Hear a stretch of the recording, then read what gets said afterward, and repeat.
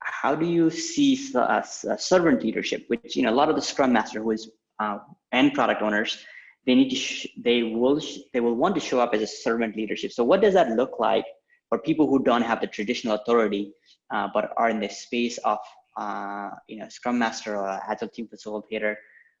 What advice do you have for them? Wow. So servant leadership is interesting. So there's kind of two different things.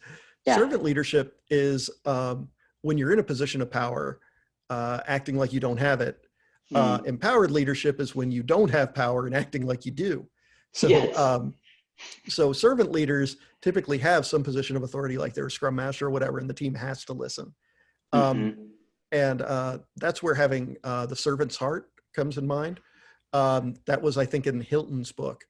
But what it boils down to is saying, my job as a scrum master is to make sure that this team has everything they need and that they're empowered to get the job done.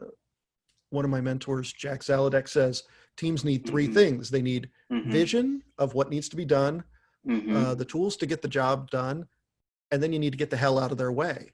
So being a servant leader is providing those things, making sure they have the vision, giving them the tools they need, and then knowing that at that point you've done everything you can, step back, and then keep an eye on them, guide them, find ways to be unobtrusively there and monitoring, but at the same time supporting them. You don't want to be like, you don't want to put cameras up in the team room and stuff like that. You want to figure out ways that you can just keep an eye on the team and listen to them, essentially monitor through osmosis. So just sit in the room and be with them. And as they're talking and listening, do that. And then eventually, probe and dig and stuff like that. But self-organization doesn't mean self-managing. There's always a place for a manager and for a leader in the because if they're constantly focusing on getting the work done, they're not focusing on growing, on putting themselves in stretch opportunities, on finding out where their gaps are and either filling them or growing through them so that they're no longer gaps. So the team needs someone there.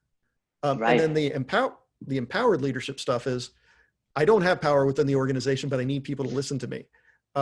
So one thing people will ask you to do is borrow authority. So you can either go to people and use your own authority as a subject matter expert or the expert in a tool or whatever, or you can borrow authority, which is getting somebody who's higher in the organization than you are, preferably much higher, so that this other person should listen to you, and getting them to support you, saying, hey, I need you to support me on this. And they'll say, great, what do you need? And I'll be like, hey, I just need to send an email to this person and copy you on it and say something like, per my discussion with blah, blah, blah, this is what we'd like to do. And then that will usually be enough. People will say, okay, well, this other person is saying that we should do this. And okay, because they say that, I should do it. But but that's kind of a last resort. Really what it boils down to, though, is talking to people, treating people as people and not problems.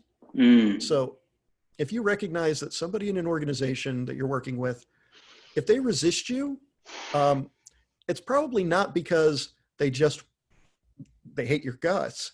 Odds are, if you hire smart people and it's a good organization, if you disagree about something, somebody's made a bad assumption. And it's all about surfacing that assumption and saying, okay, I know a lot about this. You know a lot about this. We disagree. What are the assumptions we're both making? And let's talk about those so that we can figure out why I'm here and you're there. And truly being curious, because maybe you're wrong. If you're open and honest and you admit that you could be wrong about something. Then that's beautiful. Yeah, Joe. So I mean, one thing I'll kind of share, on the topic of leadership, servant leadership, learning how to access your power, but then also having the growth mindset. There's a lot of Scrum Masters who get a role, and maybe there is a little bit of gap in terms of like some blind spots or not knowing how to really facilitate. For example, I became a Scrum Master and I still hadn't gone through the the art and science of facilitation. So I actually learned that afterwards.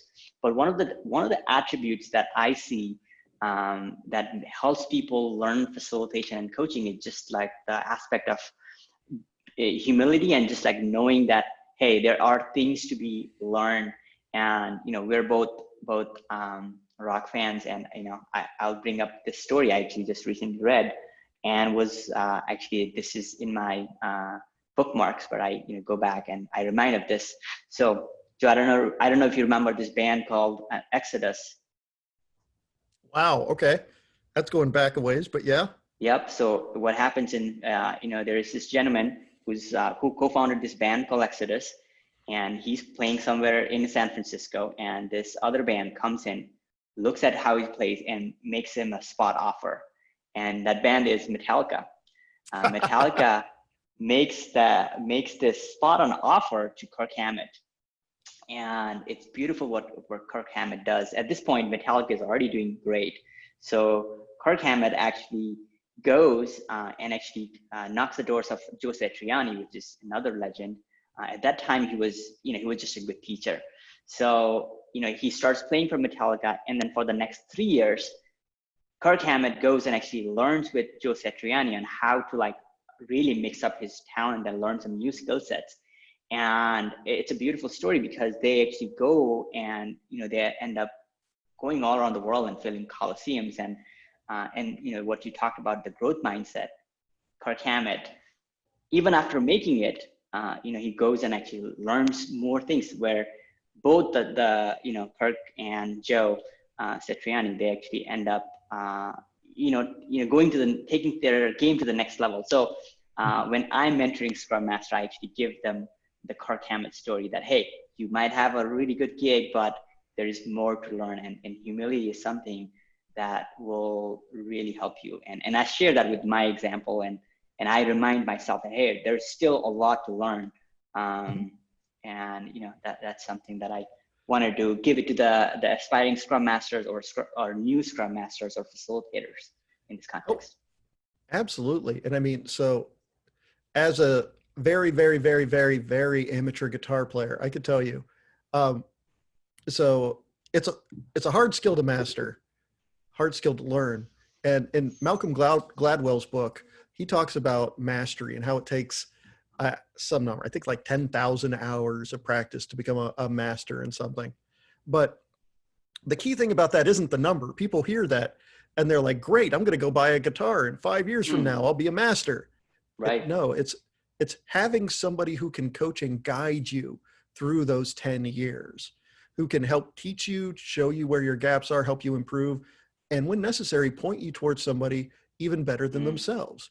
Like, I'm sure somebody taught Kirk Hammett how to play guitar, and some people are just naturals and they pick it up, but eventually somebody shows them a few things. But then recognizing I've got to go to somebody who's better than me, going to Satriani. And I mean, Satriani is a legend. I mean, the stuff that man could do with a guitar is just unreal. He can sing with his guitar.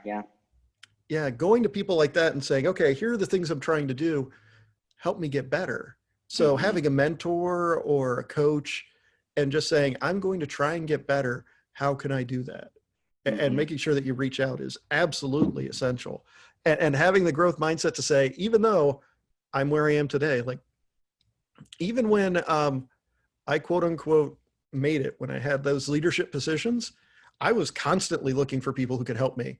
I took that gig because my boss, I said, look, there aren't many people that I truly respect as being a legend in this field, somebody who truly gets all of this stuff, because I've met a lot of them and they're all just people like us, but I truly respected my old boss. And it's like, I'll take this gig if you agree that you'll help me grow. Yeah. And he's like, deal. Nice. I'm happy to do it. Nice. Please like and subscribe if you enjoyed this video.